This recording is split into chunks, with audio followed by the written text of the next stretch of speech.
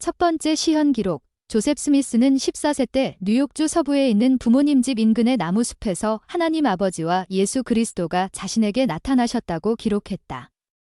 자신의 죄에 대한 걱정과 따라야 할 영적 행로의 불확실함으로 조셉은 여러 모임에 참석하고 경전을 읽고 기도하며 인도를 구했다. 그에 대한 응답으로 그는 하늘의 나타내심을 받았다. 조셉은 알려진 대로 다양한 기회에 첫 번째 시현에 대한 이야기를 전하고 상세한 내용을 기록했다. 그는 직접 기록하거나 서기를 지명해 그 시현에 관한 4가지 다른 기록을 남겼다. 조셉 스미스는 생전의 첫 번째 시현에 대한 2가지 기록을 출판했다. 이 중 오늘날 조셉 스미스 역사로 알려진 첫 번째 기록은 값진 진주의 정경으로 편찬되어 가장 잘 알려진 이야기가 되었다. 조셉 스미스의 초기 자서전과 후기 일지에 기록된 2편의 미출간 기록은 대부분 잊혔다가 1960년대에 예수 그리스도 후기 성도 교회 역사가들이 재발견해 출간하게 되었다. 그때 이후로 이 기록들은 교회 잡지와 교회 소유 및 산하 출판사에서 출간된 저작물에서 거듭 다뤄졌으며 그 밖의 상황에서도 후기 성도 학자들에 의해 여러 차례 논의되어 왔다. 조셉 스미스가 직접 기술한 기록들 외에도 그와 동시대에 살았던 다른 사람들이 기록한 조셉 스미스의 시현에 대한 5가지 기록이 더 있다. 첫 번째 시현에 대한 다양한 기록들은 물론 주안점과 세부 사항 면에서는 차이가 있기는 하지만 그 내용 면에서는 한결같다. 역사가들은 한 사람이 수년간 여러 상황에서 서로 다른 사람들을 대상으로 한 가지 경험을 반복해서 말하다 보면 이야기할 때마다 그 경험의 다양한 측면들을 강조하게 되며 고유한 세부 사항들을 포함하게 될 것으로 예상한다. 실제로 다메섹으로 가는 길에서 있었던 바울의 시현과 변형의 산에서 있었던 사도들의 경험에 관한 여러 경전 기록들에도 첫 번째 시현 기록들에서 발견되는 것과 유사한 차이점이 나타난다. 그러나 그러한 차이점에도 불구하고 첫 번째 시현에 관한 모든 기록 전반에는 기본적인 일관성이 있다. 이야기를 다시 전하는 과정에서 나타나는 차이가 조작의 증거라고 그릇되게 주장하는 사람들도 덜어 있기는 하지만 이와는 대조적으로 풍성한 역사적 기록들은 잘 기록되지 못했더라면 알지 못했을 이런 놀라운 사건에 대해 더 많이 알게 해준다. 첫 번째 시현에 대한 기록.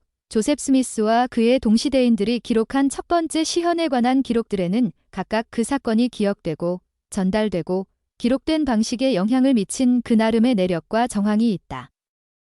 아래에서 이 기록들에 대한 논의를 살펴본다. 1832년 기록.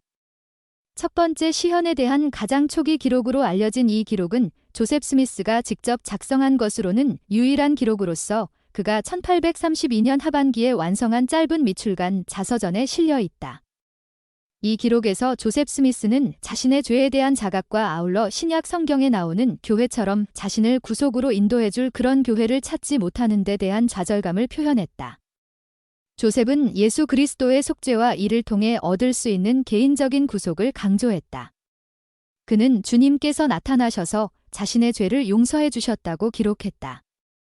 이 시현을 통해 조셉은 기쁨과 사랑을 경험했다. 하지만 조셉이 언급했듯이 그의 기록을 믿어주는 사람은 아무도 없었다. 1835년 기록. 1835년 가을. 조셉 스미스는 오하이오주 커틀랜드를 방문한 로버트 매슈스에게 첫 번째 시현에 대해 이야기했다. 그의 서기 워런 페리시가 조셉의 일지에 작성한 이 기록에는 어떤 교회가 옳은지를 찾고자 하는 그의 노력과 기도하는 동안 그가 느꼈던 억압, 그리고 짧은 간격을 두고 차례로 나타나신 신성한 2분의 출현이 강조되어 있다. 또한 이 기록에는 시현에서 나타난 천사의 출현도 언급하고 있다. 1838년 기록. 오늘날 후기 성도에게 가장 잘 알려진 첫 번째 시현에 관한 이야기는 1838년 기록이다. 1842년 일리노이주 나부에서 간행되었던 교회 신문인 타임즈 앤드 시전즈에 처음 발표된 이 기록은 조셉 스미스가 극심한 대립의 시기 중간에 구술했던 좀 더 긴 역사의 일부였다.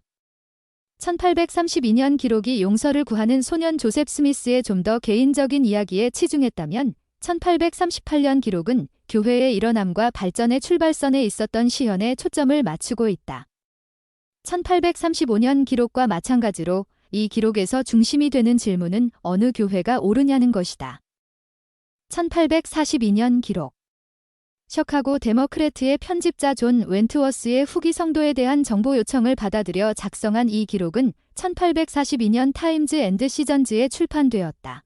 보통 웬트워스 서한으로 알려진 이 기록은 신앙개조의 출처이기도 하다.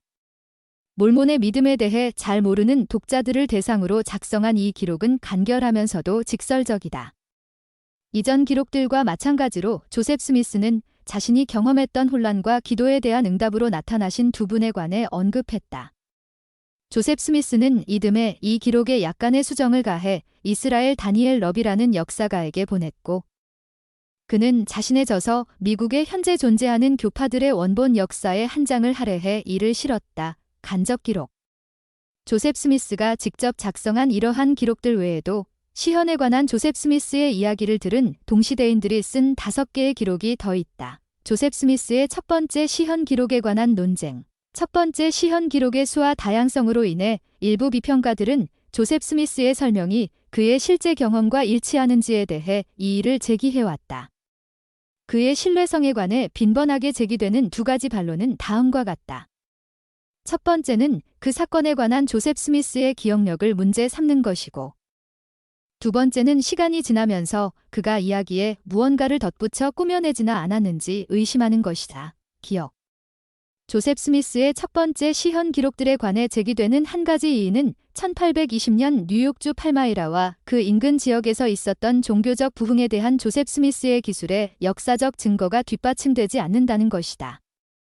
어떤 이들은 이로써 시현에 대한 기록 자체와 이례적인 종교적 열기에 대한 조셉의 주장이 모두 신빙성을 잃는다고 주장한다. 하지만 종교적 부흥 운동에 관한 조셉 스미스의 진술을 뒷받침하는 증거 서류가 있다. 그가 살았던 지역은 종교적 열기로 유명해져서 의심할 나위 없이 종교적 부흥 운동의 온상이 되었다. 역사가들은 그 지역을 불타는 지역이라고 지칭했는데, 이는 1800년대 초 부흥회를 열고 개종자들을 찾던 목사들로 인해 그 지역이 북새통을 이루었기 때문이다. 그 한 예로 1818년 6월 한감리교 부흥회가 팔마이라에서 열렸고, 이듬해 여름에는 감리교도들이 스미스 가족 농장에서 약 24km 정도 떨어진 뉴욕주 비엔나 현 펠프스에 다시 집결했다. 한감리교 순회 목사의 일지에는 1819년과 1820년 조셉이 거주하던 지역에서 있었던 크나큰 종교적 열기가 기록되어 있다. 그 기록에 따르면 감리교 부흥 목사인 조제 레이는 1819년과 1820년 모두 그 지역에서 종교개혁을 초래하는 하나님의 방법에 대해 말씀했다. 이 역사적 증거는 조셉의 묘사와 일치한다. 그는 자신이 살던 지역에서 일어났던 이례적인 종교적 열기가 감리교에서 시작되었다고 전했다. 실제로 조셉은 감리교에 어느 정도 호의를 가지게 되었다고 말한 바 있다. 윤색. 조셉 스미스의 첫 번째 시현 기록에 대해 자주 제기되는 두 번째 반론은 시간이 지남에 따라 그가 이야기를 윤색했다는 것이다. 이 주장은 두 가지 세부 사항에 초점을 맞추고 있다. 바로 조셉 스미스가 봤다고 진술한 신성한 존재의 숫자와 정체이다. 조셉의 첫 번째 시현 기록들에는 시간이 지나면서 이 신성한 존재들에 대해 더욱 상세한 사항이 더해진다. 1832년 기록에는 주님께서 내게 하늘들을 열어주시어 내가 주님을 보았다고 나와 있으나 1838년 기록에는 나는 두 분을 보았고 그중 한 분이 다른 한 분을 내 사랑하는 아들이라고 소개하셨다고 나와 있다. 이에 따라 비평가들은 조셉 스미스가 처음에는 한 분 즉 주님을 보았다고 시작했다가 결국 아버지와 아들 두 분을 다 보았다고 주장하기에 이르렀다고 주장해왔다. 이러한 증거를 바라보는 좀 더 일관적인 방식이 있다. 일단 기록 전반에 걸쳐 기본적인 일치가 이루어진다는 점은 인정해야 한다. 4개의 기록 중 3개의 기록에는 첫 번째 시현에서 조셉 스미스에게 두 분이 나타나셨다는 점이 명확하게 언급되어 있다. 여기에 해당되지 않는 조셉 스미스의 1832년 기록은 한 분을 지칭한다고 볼 수도 있고 두 분을 지칭한다고 볼 수도 있다. 거룩한 존재 한 분을 지칭한다고 보면 그분은 조셉의 죄를 용서했던 분일 것이다. 나중 기록들을 살펴보면 첫 번째로 나타나신 거룩한 분은 조셉 스미스에게 두 번째로 나타나신 예수 그리스도의 말을 들으라고 말씀하셨으며 그런 후 예수 그리스도께서는 용서에 관한 메시지가 포함된 주된 메시지를 전하셨다.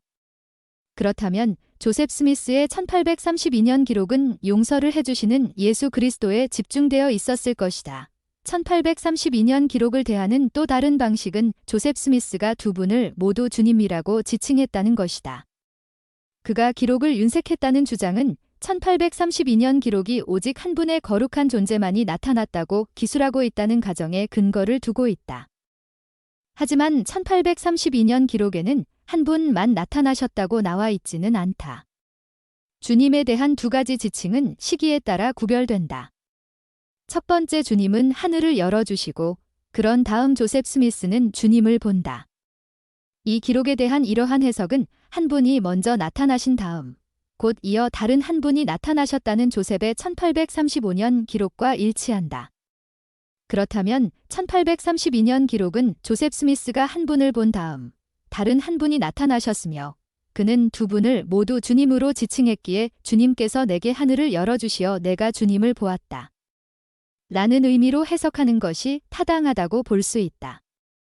따라서 조셉이 점점 더 구체적으로 서술하게 된 것은 흥미롭게도 시간이 지나면서 경험의 바탕을 둔 통찰력이 쌓인 증거라고 보는 것이 더 설득력 있을 것이다. 1832년 기록과 그 이후 기록 간의 차이점은 부분적으로 문어와 구어 간의 차이와 다소 관련이 있을 수도 있다. 1832년 기록은 조셉 스미스가 처음으로 자신의 역사를 기록한 것이다. 그해 그는 친구에게 종이와 펜과 잉크, 그리고 왜곡되고 거칠고 산만하고 불완전한 언어에 속박된 듯한 느낌이라고 편지를 보냈다. 그는 문자로 표기하는 언어를 좁은 감옥이라고 칭했다. 나중의 기록들이 조셉 스미스에게 쉽고 편한 방법이며 좀 더 쉽고 유창하게 말을 이어갈 수 있는 구술 형식의 기록이었음을 감안할 때 이 기록들의 양이 늘어난 것은 좀 더 쉽게 이해될 뿐더러 예상되는 부분이기도 하다. 결론. 조셉 스미스는 하나님 아버지와 그분의 아들 예수 그리스도에 관한 놀라운 시현을 경험했다고 거듭 간증했다. 첫 번째 시현에 대한 진실도 또 그것에 대한 반론도 역사적 연구만으로는 입증될 수 없다. 조셉 스미스의 간증이 참된지 알아보려면 진리를 간절히 구하는 각 사람이 그 기록을 연구한 다음 그리스도에 대한 충분한 신앙을 행사하여 진실하고 겸손한 기도로 하나님께 그 기록이 참된지 여쭈어야 한다. 그 사람이 성신이 계시해 주시는 응답에 따라 행하겠다는 진정한 의도로 간구한다면 조셉 스미스의 시연이 참되다는 것이 분명하게 나타날 것이다. 이러한 방법으로 사람은 누구나 나는 시현을 보았다. 내가 그것을 알고 있었고 하나님께서도 그것을 알고 계심을 내가 알고 있었기에 나는 그 사실을 부인할 수 없었다 라고 선언한 조셉 스미스가 정직하게 말했다는 것을 알 수 있다. 교회에서는 이 글에 등장한 역사적 내용에 대한 학자들의 공헌에 감사를 표한다. 동의를 받아 그분들의 저수를 사용한다.